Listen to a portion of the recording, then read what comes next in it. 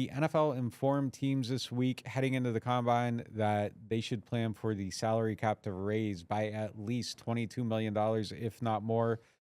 Hugely beneficial for a team like the Saints that were like 50 some million over the cap. Now they're about 47-ish, which is a huge help. Opens up the window of possibilities. If you want to cut some players and eat some money, you got a little more room to do that. If you want to try to rebuild, you got a little more room to do that. Every dollar counts here. Getting like another 8-9 million back on whatever the previous estimate was. That feels like a free space a little bit for a team in this situation. What do you think? It's nothing but good news. I mean, this doesn't help anyone more than it helps the Saints. Now, take that back. It helps players, first of all. I mean, salaries are about to be insane. I think we've already seen that growth. You know, like, oh, Robert Hunt, the guard from the Dolphins, he'd be good for the Saints, and then he gets like a 5-year, $100 million deal. Jonathan Greener to be good for the Saints. He's $20+ million a year. So that, you know, everything is going to go up. But for a team trying to like, can we ever claw our way out of this?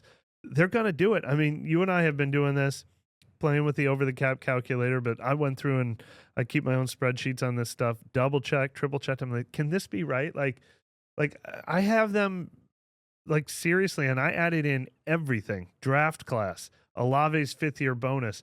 I have them, you know, even if they keep Derek Carr, if they cut him next year, I have them $30 million under the cap next year. If they cut him this year, I have them $70 million under the cap next year. Now, obviously, you go and sign 5 free agents, that $70 million turns into it. Yeah. But I'm like they're damn near out of it already, and it's going up by 22 this year. Let's say it goes up by another 15 or 20 next year. Like the one thing that I have said in our cap conversations over the last couple of years that not enough people are paying attention to is, they're not paying anybody anymore. They don't have any more Michael Thomases and Marshawn Lattimore's and Ryan Ramczyks and Tron Armsteads and Cam Jordans, you know, that are getting $100 million contracts. And so you just have to wait a couple of years, and it's like the books are pretty clean until they sign their next $100 million guy and their next $100 million guy. So, I mean, the cap going up like this and the cap continuing to go up like this, and then there'll be 18 games on the schedule soon, and it'll go up again. Like, they're going to get out of it. Now, they don't have players. Yeah. So they still have to draft to take advantage.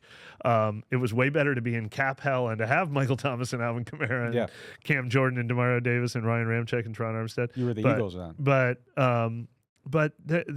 you know, and it opens both doors. We've talked about, you know, man, if you keep Carr, it becomes a lot harder to get out. Well, now it's a lot easier. Keep Carr for one more year, you can still get out of this. Or now, if you did decide to cut Carr now, maybe you could carve out $10 million in cap space and sign a couple of free agents so you're not totally dead.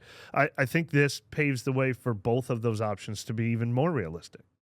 Yeah, no, they're definitely heading to greener pastures, sort of. It kind of really depends on this year. Can you maintain the discipline that we've seen the last couple of years of just kind of, if you're going to sign people, sign them to 1 years, don't sign them to multi-year deals, try to get smaller contracts so that you can have that fresh start.